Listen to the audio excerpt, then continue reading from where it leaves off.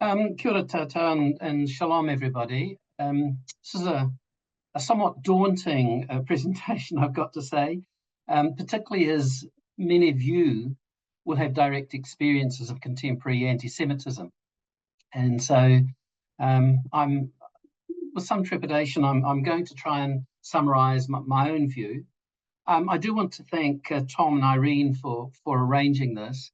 And can I see that Adele Hirsch is on the video screen? So can I just express my condolences, Adele, to the passing of Wally? That was very sad.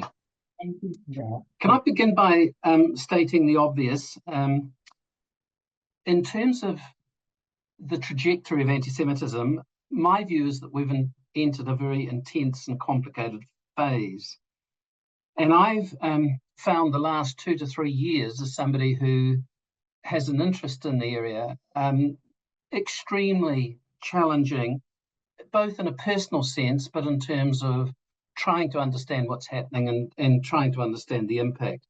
As some of you will know, I began this journey a long time ago when I first began to do research on the National Front in the UK in the late 1970s. And when I came back to New Zealand, even though many denied it, there were people who expressed extreme views, and particularly anti-Semitic views here in New Zealand. And I first published a report on anti-Semitism in 1982, which was a collection of all the material that had been published between 1945 and 1981. And again, for many years, I provided the New Zealand report for the Anti-Semitism World Report.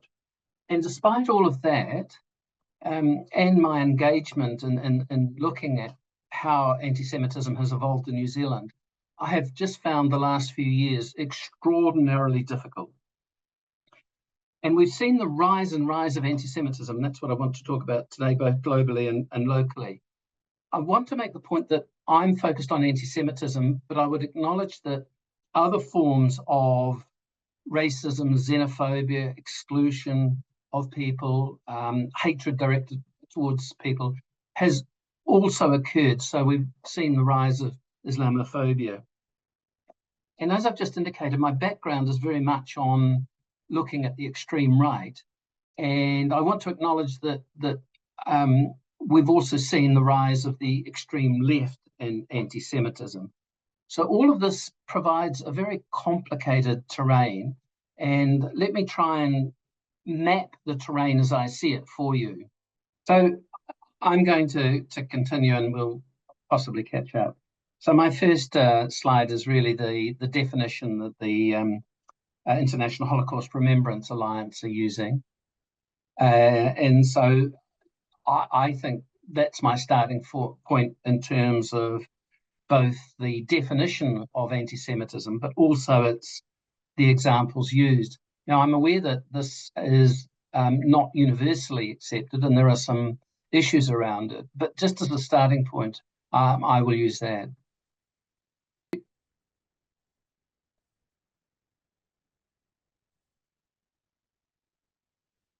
So, I mean, this is the definition. I think we're all aware of it, and it's one that is used. I'm a little concerned that New Zealand has not particularly engaged with that at an official level. And it still is unclear to me whether we are involved in the general exercise in terms of having observers there. And I'm hoping that we will begin to adopt and accept this as a definition. Thank you, Tom. I do want to acknowledge also, though, that we still have activists who've been around a long time. Kerry Bolton has been active in terms of anti-Semitic comments and commentaries in New Zealand since the late 1960s, when he established an interest in this in the Hutt Valley. And this is something that he's printed recently, and as you can see, has a particular conspiratorial view of what is happening and the role of Jews, global Jews, domestically in this. And as you can see, I've even included his comments about me. So this is a a 2024 article. I'm not sure whether any of you saw it. It was in Time magazine. It was Noah Feldman was talking about the new anti-Semitism. And as you can see here, he talks about it as a shape-shifting protean creative force.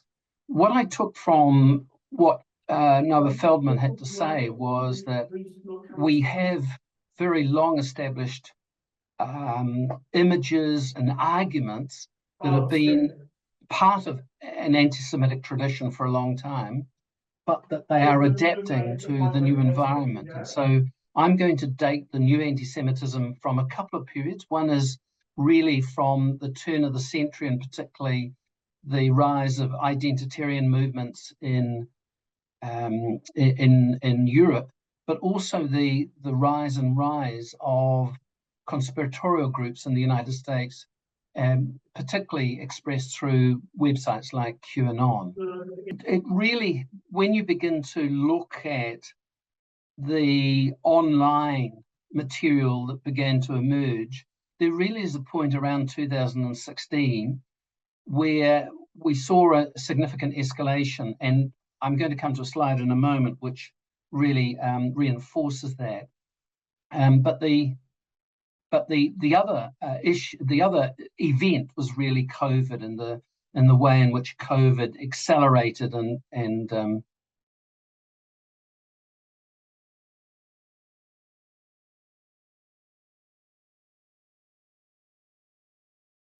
accelerated the events. So we had that Charlottesville march in 2017, where the alt-right and particularly the Proud Boys chanted, "The Jews will not replace us."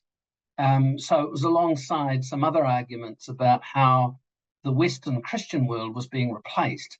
And a lot of it up until then had been focused on what was seen as Islamic terrorism. But again, we got this reversion to Jews will not replace us. And the Anti-Defamation League in the United States, in that post-2016 period, really saw a huge escalation in terms of anti-Semitic incidents or activities. And the Agency for Fundamental Human Rights, which is part of the EU, began to record that from 2016 onwards.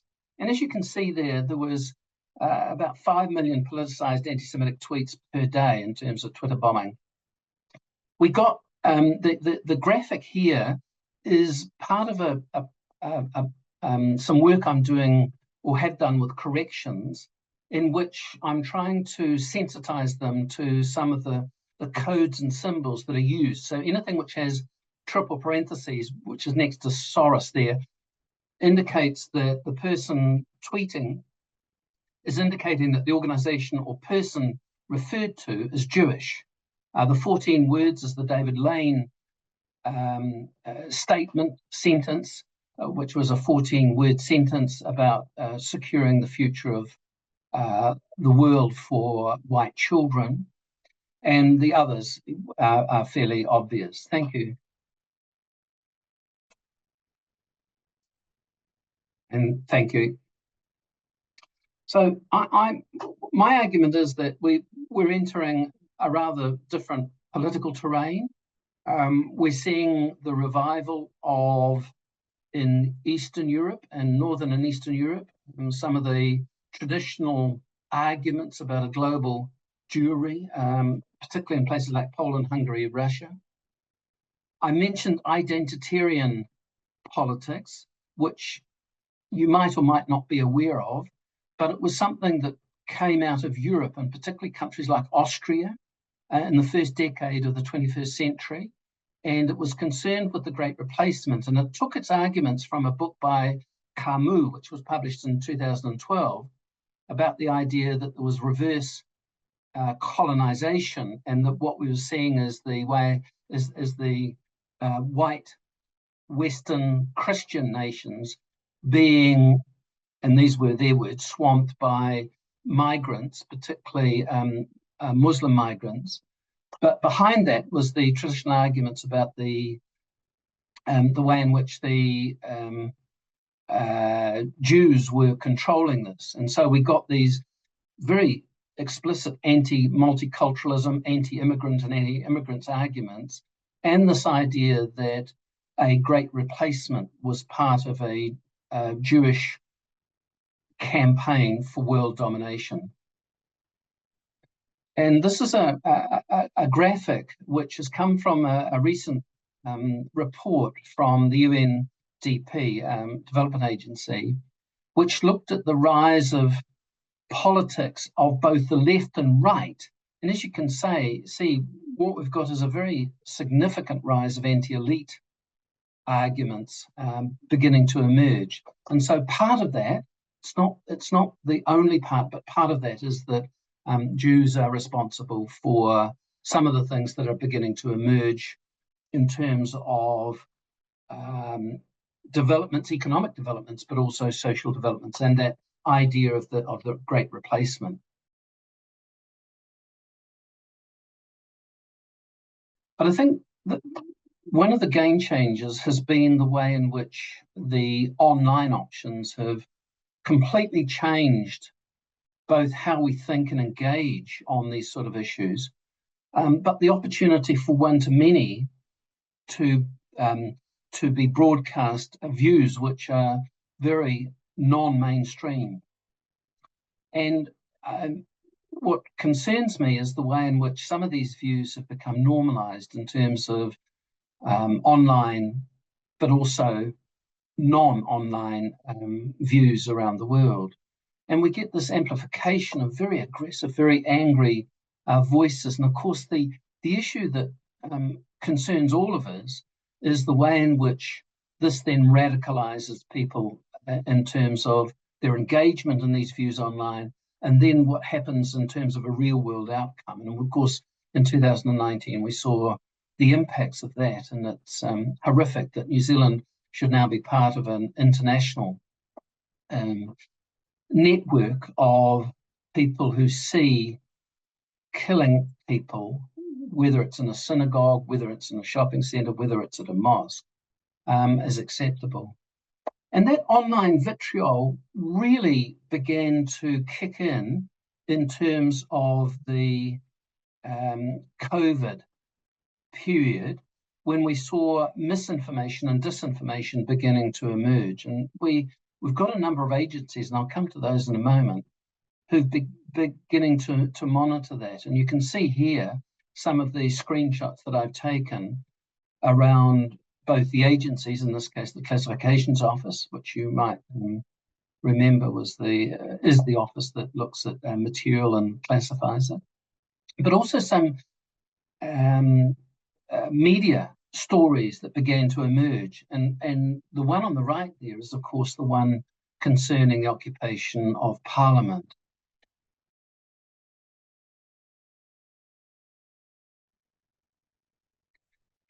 And a group of us at Koi2 have been working on the broader social environment and the way in which it's not simply that there are some groups that have begun to engage with anti-Semitism in a new form, but it's the way in which the general environment has changed and the way in which many of us, perhaps I shouldn't say us, but many people in New Zealand have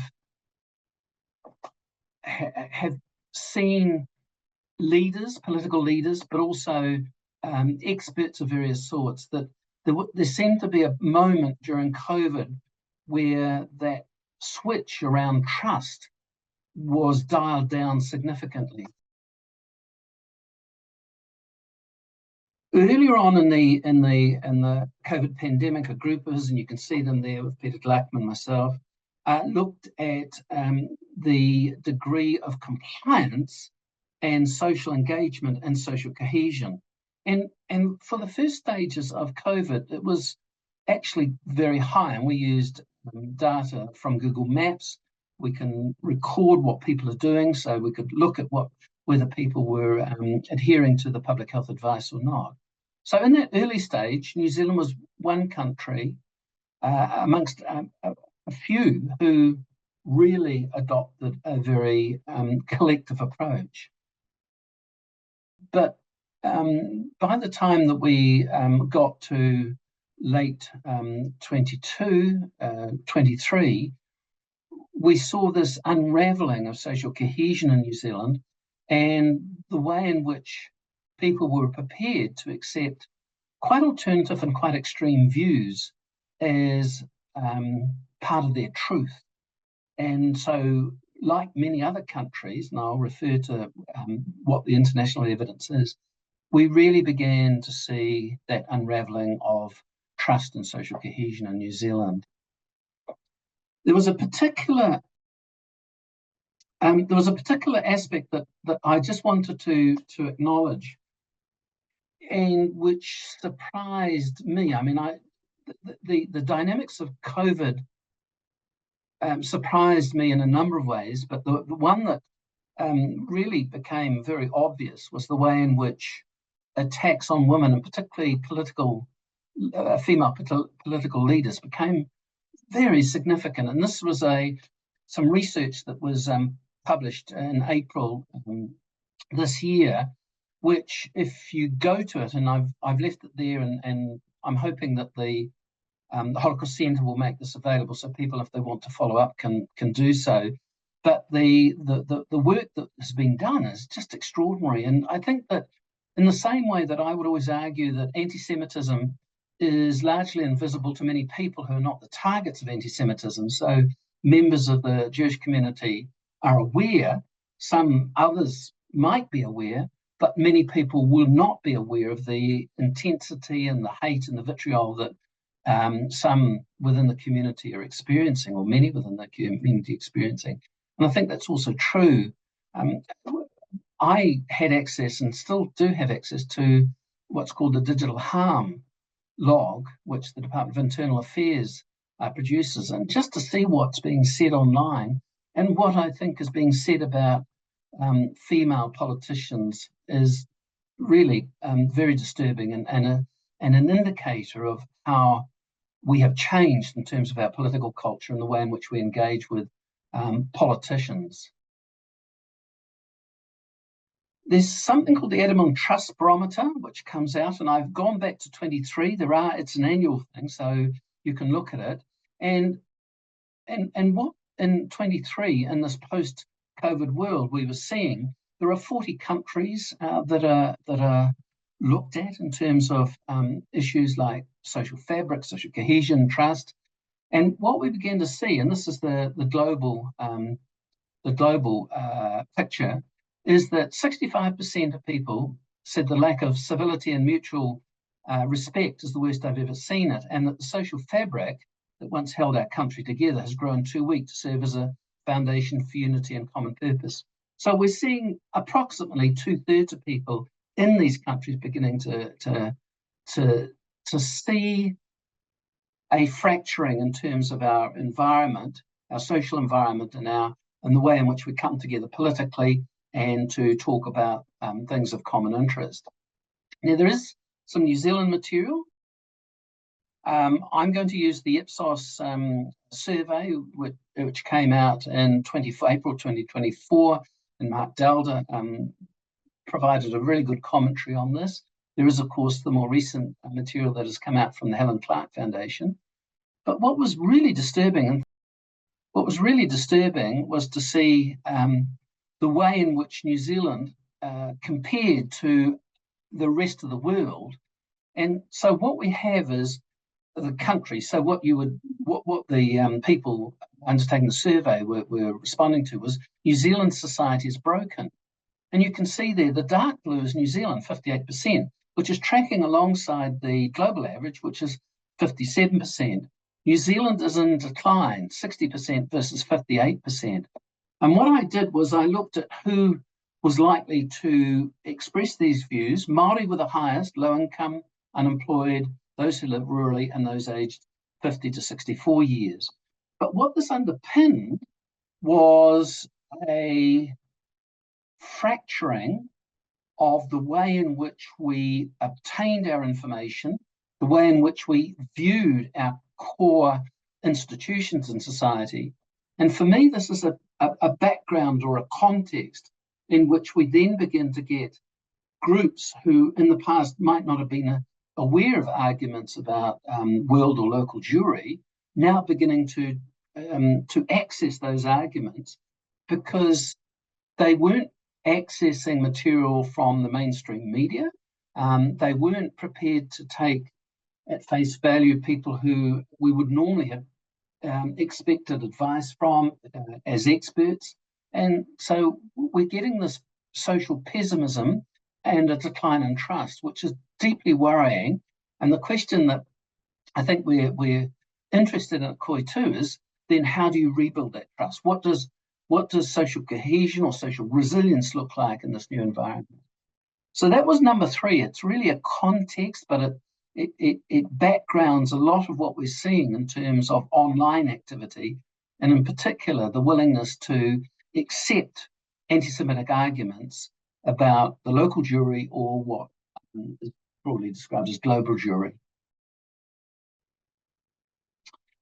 And then we get to October the 7th and what has happened here. So we're beginning to get a number of things compounding. The rise of a new set of politics around the world, which is often populist and exclusionary and attacks people who are culturally or religiously different. The way in which the online world has offered new possibilities. And I simply do not understand why the people who control our major online platforms, whether it's Elon Musk or Mark Zuckerberg or Jeff Bezos or whoever, are not prepared to moderate what is happening there in terms of those extreme views. I think we've seen a decline in trust. And then, of course, we've seen the events that have occurred in Israel and in Gaza. And those 4 factors, for me, contribute to a very different environment and the degree to which we're seeing anti-Semitism in a country like New Zealand. And again, I go back to the Anti-Defamation League. And so we saw in that month after October the 7th, a very huge spike in anti-Semitism, and again in the UK. There's some very interesting material trying to analyse what the dynamics are, and I'll refer to some of this more in a moment. Dora Horn's got this idea that October the 7th created a permissive environment, permissive structure, as she calls it, but a permissive environment. And of course, we began to see evidence of that occurring in New Zealand. We've got those stories not only of the Jewish community generally, but of what was happening in terms of school-age children experiencing anti-Semitic taunts or activities or actions or attacks. And so October the 7th, again, and what's occurred since has been one of those pivotal moments. And I mean, many on this call will understand this much better than I do. But Jonathan Friedland has written about the tale of 2 Israelis, one that is feared, the other fearful, and the dynamics that occur when we hear yet another story about what's happening in Israel or Gaza, and how divisive and polarizing and politicized it is. And I've got his comment there, there's a yawning gap between how the world sees Israel and how Israelis see themselves. And if only each could see through each other's eyes. Now, he's talking about Israelis there, but I think that also applies to Jewish communities around the world.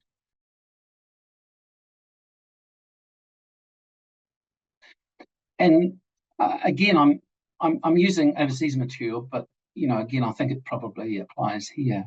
And Dave Rich, in terms of writing on the anniversary, what was a day later, the 8th of October, talked about the trajectory of what's happening in the UK between Jews and Jewish communities and Jewish leaders and then other parts of that. And he raises a question which seems to be pessimistic, but in the environment possibly also realistic, whether or not a period where Jewish life could be celebrated. It feels as though that golden age is over and that we're seeing a reversion to a mean of Jewish history. And I'm hoping it's not, and I'm going to come to how we might respond to that in a moment. But it does raise some fundamental questions. I don't think it's only the October the 7th. I think it is a combination of all factors, but it certainly is, there is an intensity and a degree to which communities feel compromised, both in terms of what's happening in Israel, but also then what's happening locally. And you look at the media and think, why? And I refer to this ambient anti-Semitism. Jonathan Boyd, who's the executive director of JPR, wrote that Jews were facing a degree of hostility that wasn't directed at them personally, but he uses the words threatening, isolating, alienating, and hostile. And I've picked out this quote that seemingly innocuous words or deeds are commonly dismissed as reasonable comment or political activism or fair game. Maybe they are, but they hurt. And when we look at the materials, so I've got an article there from Social Forces, which looks at 12 countries in the EU.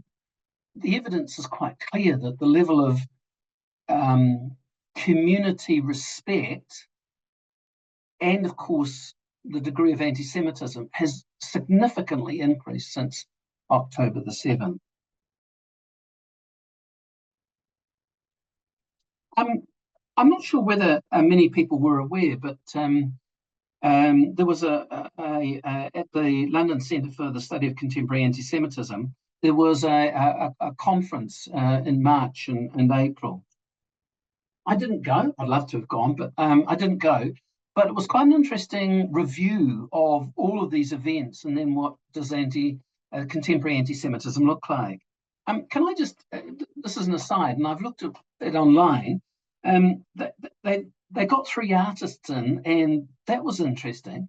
And then they had a presentation that was put together by Carol Isaacs called Torn. And Torn is about the vandalization of hostage posters in Primrose Hill, London, which I found quite interesting. Simon Sharma previewed his new film. I don't know whether it's available yet. I don't think so. But it starts with Auschwitz, but it ends up in looking at contemporary anti-Semitism. And one of the things that was discussed there's the Rudolf Höss house at Auschwitz, which has been taken over by has been bought by the Counter-Extremism Project. And they are setting up a research facility which looks at contemporary anti-Semitism. So this was the first conference, but it will now be an annual conference. So I'm hoping that they will provide us with some advice and some data around anti-Semitism. So let's come to New Zealand. Yes, thanks. The next one. And I want to acknowledge my my partner in crime on this one, Jim Salinger here. We first did a survey of Wellington Jewish community in '83. We've done 4 of them, and the last was in 2019. And then there's another survey which I'll come to in a moment. Jim can add his comments here, but we did ask about the experiences of Jews in New Zealand, whether they're in Wellington or more generally in New Zealand. And in terms of those first 3, when we compared the experiences of anti-Semitic acts in terms of the proportion of the Jewish community which was experiencing that, and compared them with Australia, the New Zealand was quite low. But then that switch gets that switch occurs, and in 2019, the figures for New Zealand in terms of members of the Jewish community experiencing anti-Semitism become very much like what you would experience around the world. And then we've got the the anti-Semitism survey in 2021. So I think the work that Jim and I have been doing shows that there weren't particularly high levels of anti-Semitism in New Zealand until we get to that 2019 survey. So even here, there's a marked change in terms of those experiences of anti-Semitism. And I didn't go to the Wellington occupation, but I went to the Picton one, and I spent some time at Picton. This is the occupation associated with the pandemic and COVID. And what was interesting, and perhaps it's because I'm attuned to it, but what was interesting is that you didn't need to go far around that protest to get references to Jews. And the one that I photographed, which I haven't used here, but was the reference to Jew cinder. And you know, you think, why are you saying that? I didn't ask the person. I just wasn't prepared to do that. But why have you got a major sign with a picture of Jacinda Ardern with the word Jew cinder on it? And I do think that we began to see that escalation in terms of anti-Semitic arguments and images and so on. And you know, the way in which images of the Holocaust were used by the protesters, words like genocide were used. The way in which that occurred, the appropriation is the word I'm trying to think of. Now, I got a sense of all of this when I was listening to Billy Te Kahika. Billy Te Kahika was a member of a political party which sought parliamentary power, didn't get there.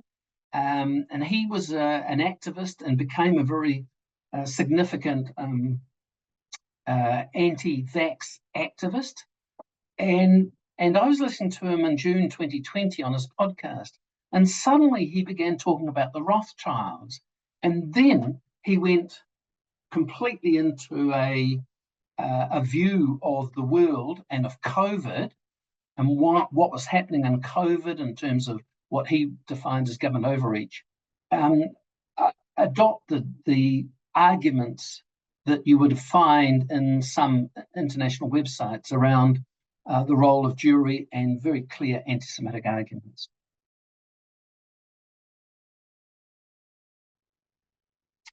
And so we came to that survey published in 2022, the survey of New Zealand 2021, and that began to tell us that some of the things that might have influenced our consciousness and our understanding of Jews internationally, but also domestically, were beginning to wane, and we were beginning to see some troubling signs of what was beginning to emerge in New Zealand. So the 1 in 5 or 17 believe Jews have too much power in international finance. 1 in 10 believe Jews have too much control over global media. 1/5 knew nothing about the Holocaust, and 42%, only 42% could identify that 6 million Jewish people were killed in the Holocaust. So this to me is deeply concerning and suggests that there is a major challenge in terms of sensitizing and getting New Zealanders to understand what has happened. Thank you.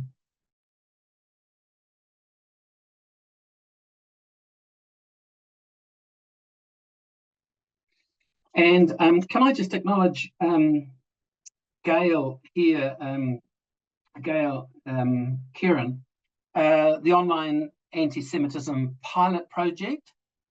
This has been published on the Online Hate Prevention Institute website, as you can see there, 2024. And what it did was it looked at material that was posted by people in New Zealand and looked at the degree to which it was anti-Semitic. And what their report shows some quite interesting patterns. So on LinkedIn, Instagram, Threads, Reddit, and Facebook, the anti-Semitism was most likely to be associated with comments about Israel. On Telegram and Gab, it was half and half on Israel and half on the far right. And then on X, I'm sorry, on Telegraph and Gab, it was most typically far right and a very traditional anti-Semitism. On X, it was half related to Israel and half related to a traditional anti-Semitism. So you can see there the activity that's beginning to occur. And can I just point you towards the Institute of Strategic Dialogue, which has done some really interesting reviews, one in 2020, I think, and then more recently 2024, in which they look at the activity, the New Zealand online ecosystem and extremist views. In the 2020 survey, what they found was that we had 315 extremist accounts, but they were responsible for 608,000 posts. But the worrying thing that the ISD discovered was that per capita, New Zealanders were now engaging with these extremist websites at a much higher rate than others. So if you look at far-right Facebook pages, then the number of New Zealanders accessing those was double per capita, was double what it was in Australia and triple what it was in Canada. And I don't know how I can explain that, but it's part of this worrying pattern that we're beginning to see.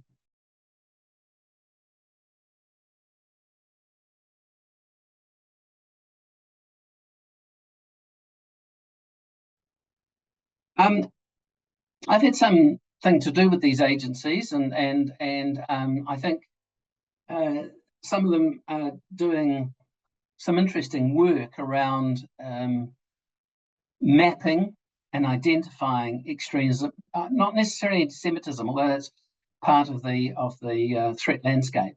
But there are quite a few agencies now that are beginning to look at what's happening online, beginning to look at what's happening in terms of communities.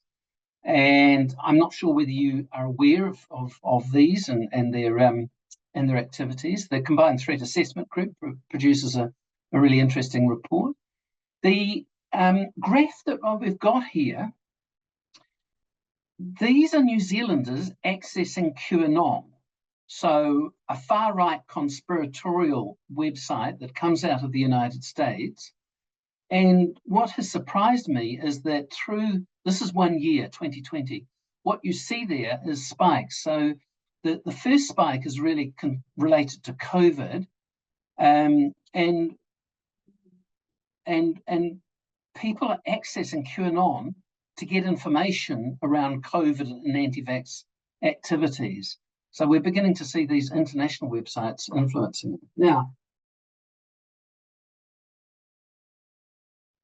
the police have been working on this, and this is their definition of a hate crime. This is the graphic. If you go on their website, the graphic crime and then hate crime is the graphic that they use. I thought you might be interested in this. The hate crime has been incorporated into police instructions and standing operating procedures.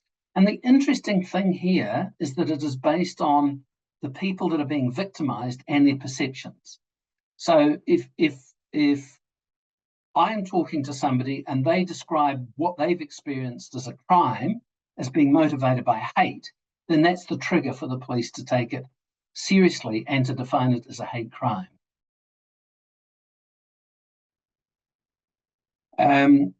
Wally Homaha has now left the police, but there is a 4-year program to reduce the harm caused by hate-motivated offences in New Zealand, and a key part of this is to collect data. And the program that is tasked with doing this is Te Raranga, and I'm on the advisory group. And this Te Raranga is designed to record everything that is related to hate in New Zealand. Unfortunately, and this relates to my next comments, is that it doesn't encompass hate speech. So under instruction, it is now primarily concerned with crimes that might involve hate, still triggered by that experience or perceptions of the victim. I would say, I think Te Raranga is doing a great job. It's police-led, but involves a lot of agencies, many of the agencies that are listed there. I think there are two things for me. One is that you need your frontline police to be aware of what hate and hate crimes might involve, so that they can ask the right questions and know to record it. So if we don't have that in our frontline police, then this data collecting exercise struggles. Now there is a module in police training which is concerned with anti-Semitism, and that's great. But my question is whether it's enough. And then there is the tying it to hate crime rather than hate more broadly. And I think that's an issue for all of us in New Zealand.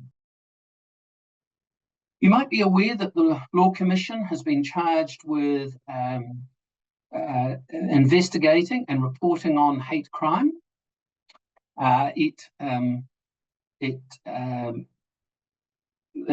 Submissions closed on the 13th of March this year. Should the law be changed? Does the current law adequately respond to hate crime? Many of you will understand that one of the major possibilities is that hate becomes an aggravating factor when it comes to sentencing.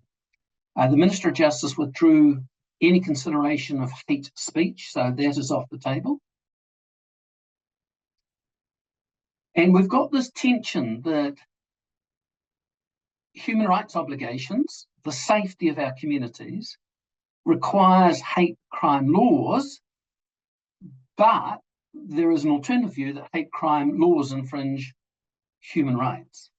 And that is something that we've been battling with for some time. So that is an ongoing tension. And if I go back to Te Raranga, the other point I was going to make is that we don't have particularly good guidance in terms of what constitutes hate and what constitutes hate crime in New Zealand. And so we're operating in something of a void. There are bits that relate to hate, but they are inconsistent.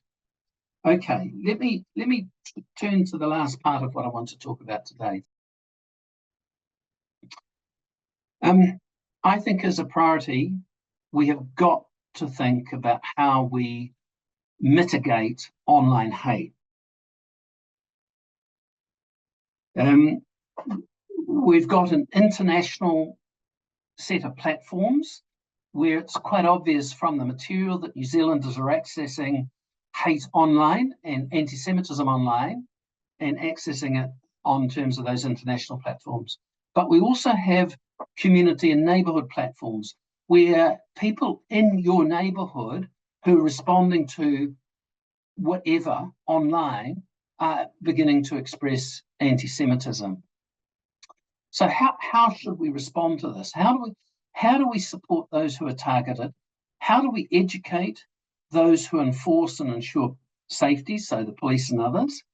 And then how do we build trust in public institutions that they will help us in moderating online hate and vitriol and attacks?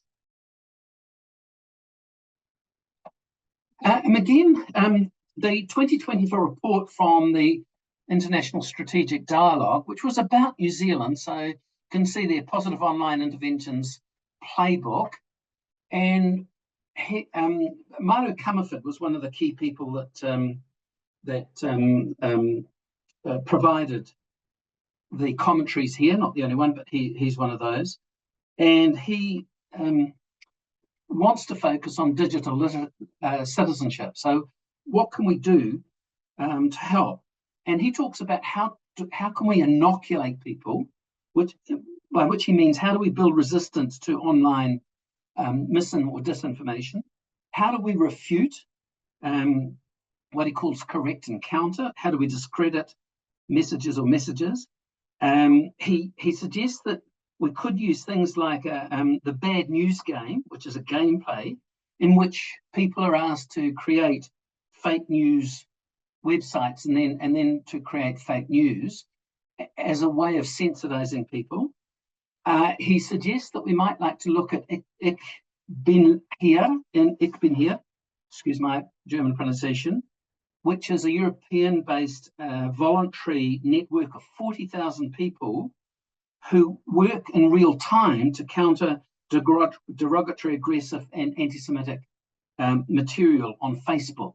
So you've got a citizenship who is prepared to stand up and respond.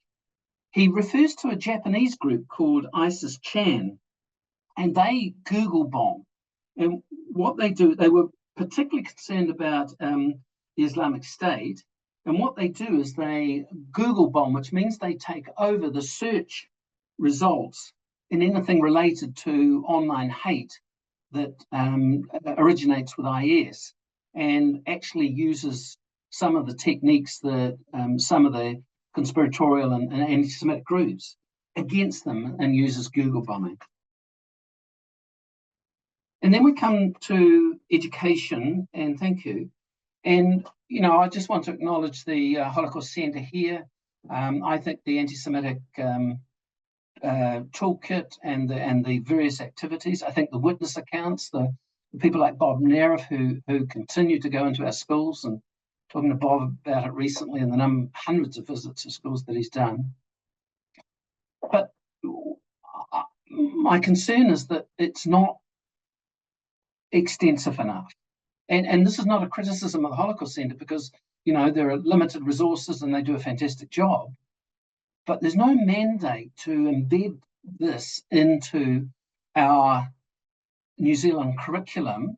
It is done, and I know that some teachers do a really good job, and the Holocaust Centre has helped provide them with teaching tools.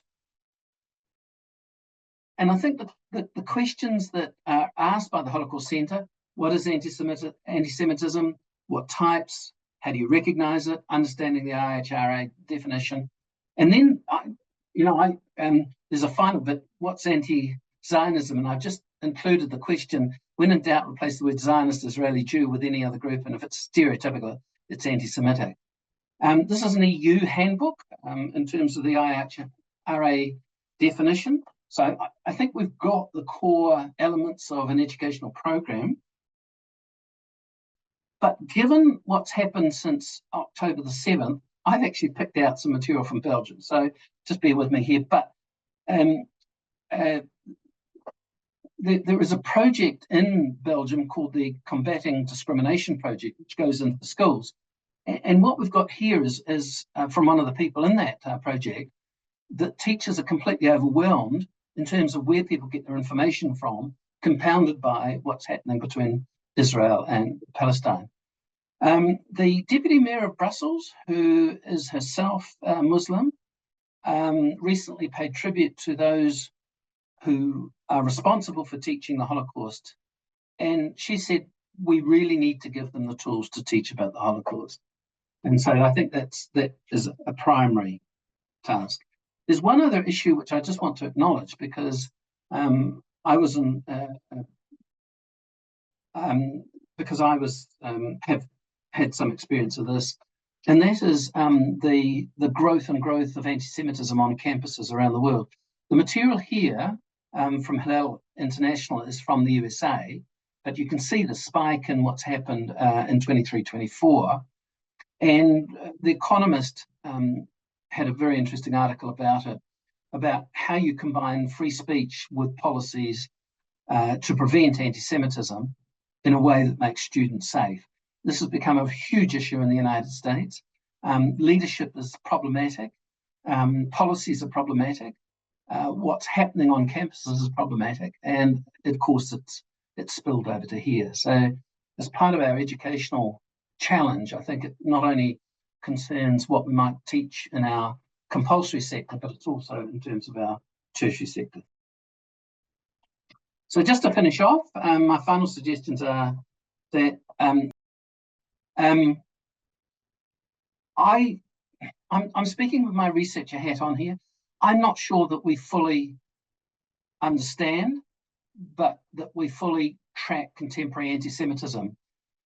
Groups like the JPR in the UK have tried to find out how much anti-Semitism there is So they've got some data, but they're convinced that it's not nearly enough data, and that there is it's like that iceberg image, that there might be a whole lot of material which is ambient anti-Semitism, which might be quite low-level anti-Semitism, which is not being captured. So my question in the New Zealand context is, who does this? In terms of speaking out against anti-Semitism, for me, there's a broad principle that those targeted, the Jewish community, should not be the only ones. That we need a broader conversation, and we need to be very clear that anti-Semitism is unacceptable in this society. There's the question of education and how we mandate it across the compulsory education sector. And then there's the support for Jewish communities. So, you've got you've got activities and organizations within the Jewish community which are recording some of this, but how can the broader community provide support? So it just doesn't become a responsibility on the time, energy, and resources of the Jewish community.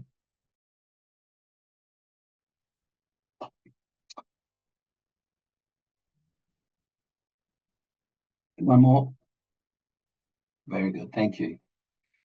The Anti-Defamation League, and again, I think there's some really good material locally, but also internationally. They suggest that we need to ensure that diverse perspectives and needs. Diverse perspectives and needs are met across the Jewish community, but also broadly. One of the questions that they raise is the accountability of government. What is government doing to support? And the support could be defined in various ways, the community.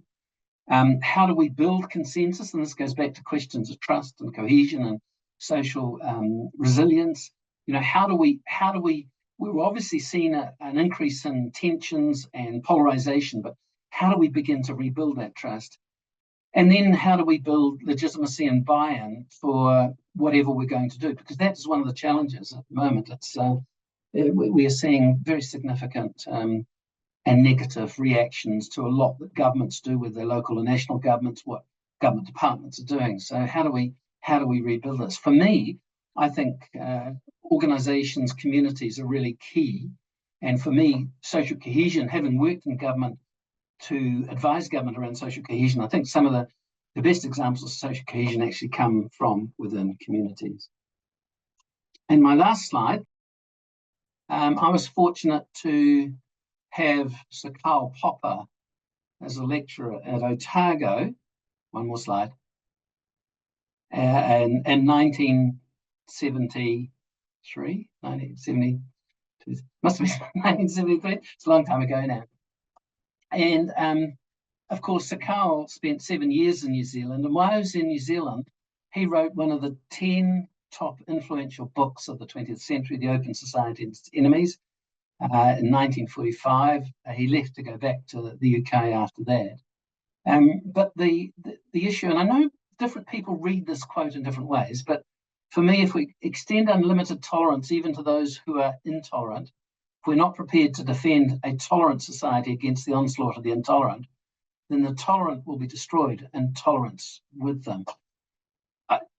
If I look back over my experience of the last 3 to 5 years and what I'm seeing, and I'm sure what members of the Jewish community are seeing, is an environment which has changed quite fundamentally. And for me, this new anti-Semitism is a product of what's happening in Israel and Gaza, but also what's been happening in terms of politics in parts of Europe and North America. It's a combination of the opportunities provided online and the willingness of people to access material that is non-mainstream and which embodies various anti-Semitic arguments. And so I think the tools, the activities, what we need to do has fundamentally changed as a result of this.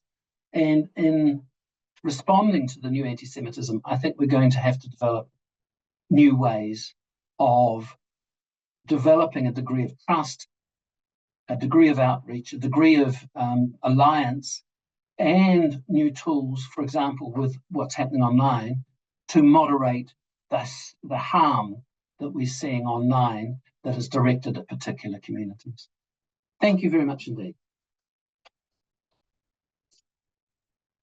Thank you so much, Paul. I suggest that for the question part, anyone who has a question, please write it on the chat, and Paul will reply to it in order. But I think a lot of protest activity now involves groups that have a particular view about Israel and Gaza. So no matter, and you're talking about climate change, but no matter what the activity is, it gets, you've used the word hijack, it gets used for a particular set of arguments which are now universal, really, in terms of whatever we've seen. David, yes.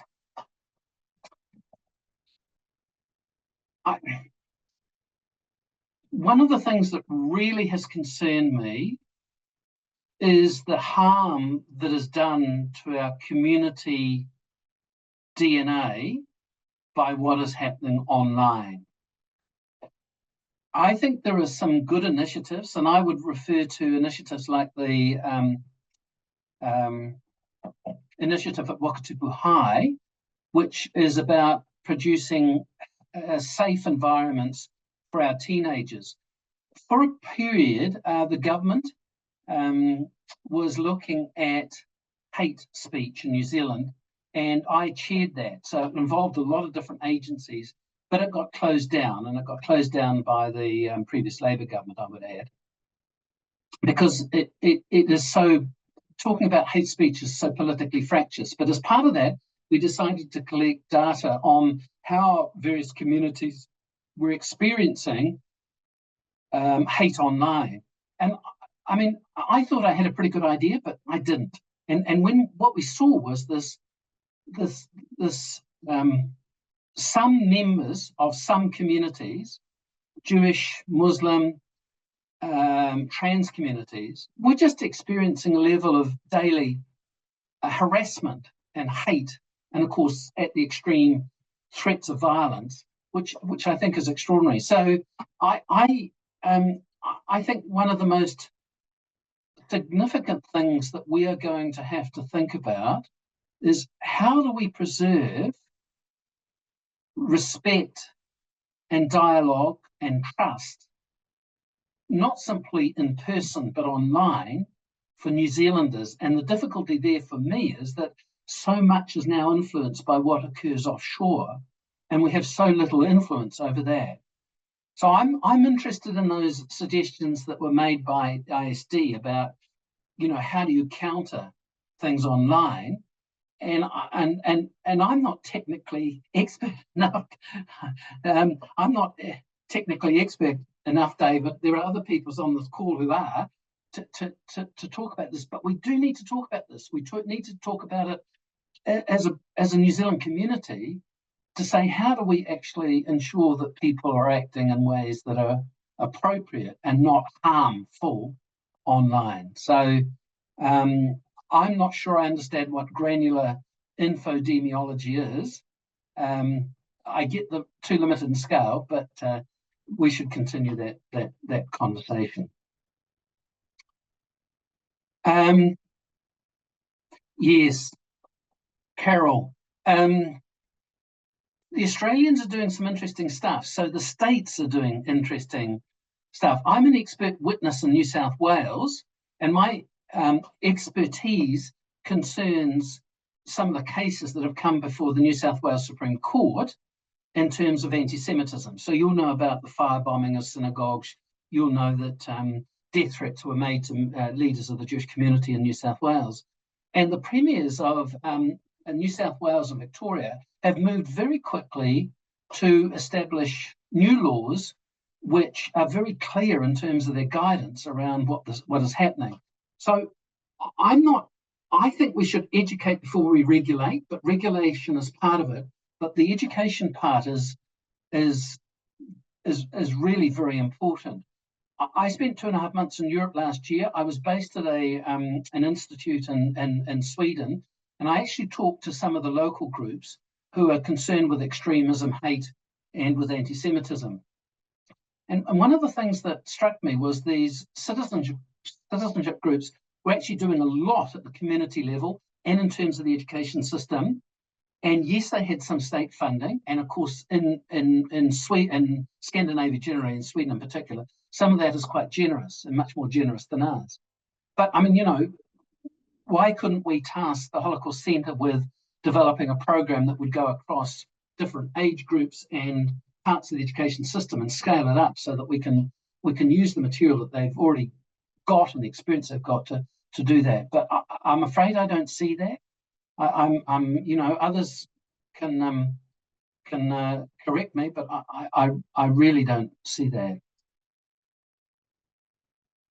Yeah.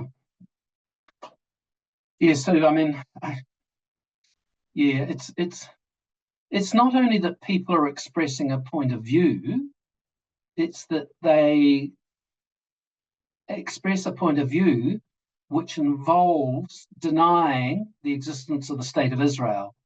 And if you look at the Holocaust Centre, there are examples there of material that's been recorded in New Zealand, which talks about the 6 million, and all of that. So it's just not that people are expressing a view about what's happening in Gaza, but it's that they're tying it to some very direct and direct politics about Israel. So I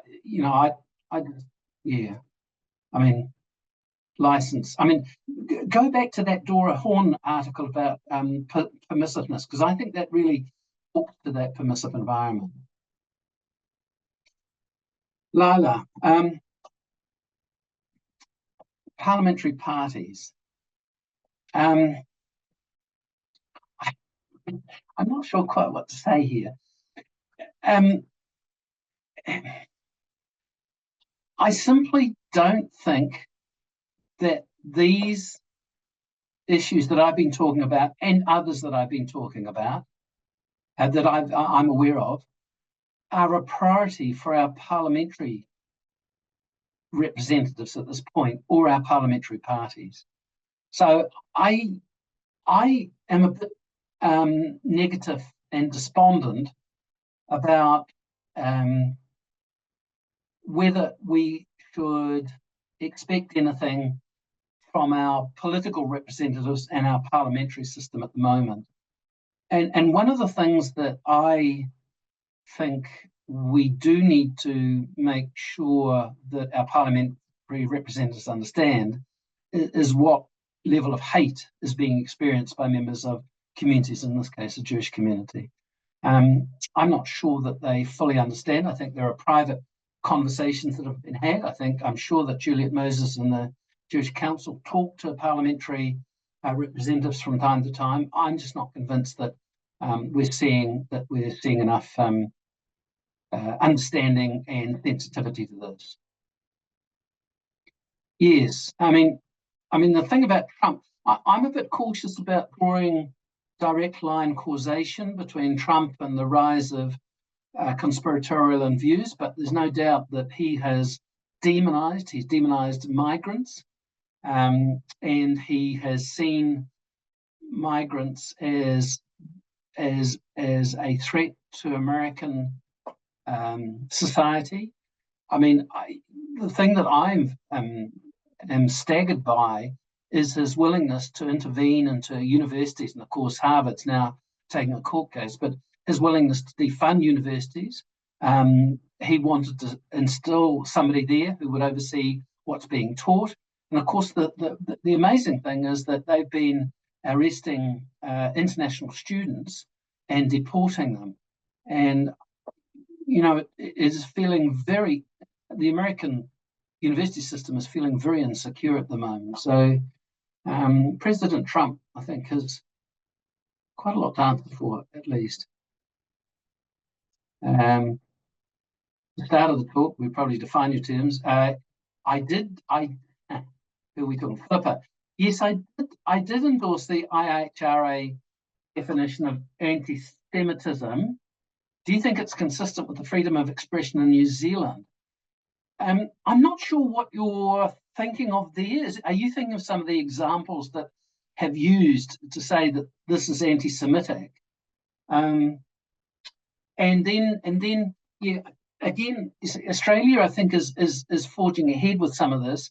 And I do think that our universities do need to understand and adopt the definitions that are used that conform or align with what's happening locally. So I would certainly agree with you on that, but I'm just not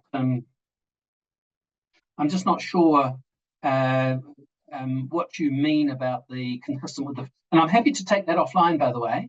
So if you want to, yeah, Gaza is a wedge, isn't it?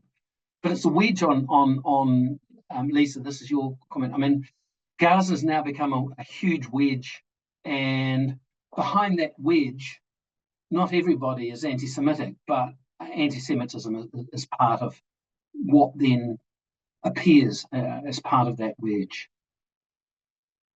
Oh, hello, Philippa.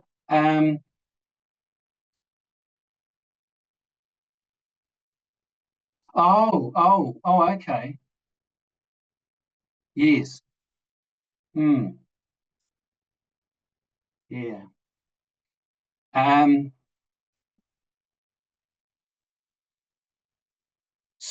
So what is a symbol of anti-Semitism? I am going to dodge this question because what I would like us to do is to talk about this. Some of you will be aware that I'm on the board of Auckland Museum. Some of you will be aware that we've had discussions with the Jewish community. I think the issue of what constitutes appropriate symbols and what isn't is actually problematic in New Zealand at the moment. And so, Philippa, I would love us to have a conversation about what is acceptable and what is not acceptable. So I accept that there are different parts of the community which see different symbols in different ways. And, we would like to do that. Yes, Philippa, I will follow up. Hello, Emeritus, how are you? Context is critical. I couldn't agree more. Can I acknowledge my colleague Marinus here? And, if you haven't bought our book yet, Histories of Hate, please do so. I think, Marinus, Paul Morris and I wrote that chapter on contemporary politics of extremism and of anti-Semitism. I think things have moved on very significantly since then, and so we need to come back and keep working on that in terms of thinking about how context is changing and therefore how our response needs to change.